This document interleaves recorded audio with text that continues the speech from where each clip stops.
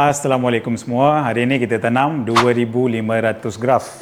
Klien hari ini dia request kepadatan maksimum dekat depan lah. Mari kita wish him all the best. Kita ikuti perjalanan beliau hari ini.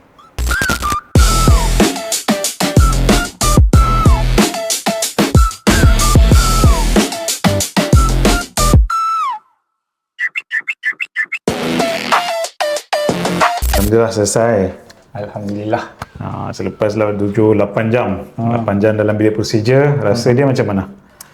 Rasa dia semua sekali bagus.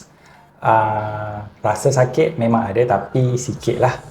Staff semua okey, clear. Doktor cakap pun semua saya faham.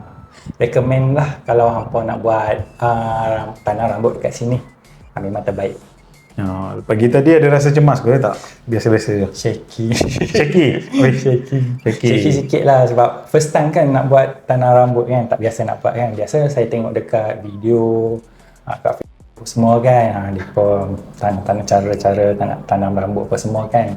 So saya dah ada first experience, so okey lah. Really good. Baik lah, good, okey. Recommend tau.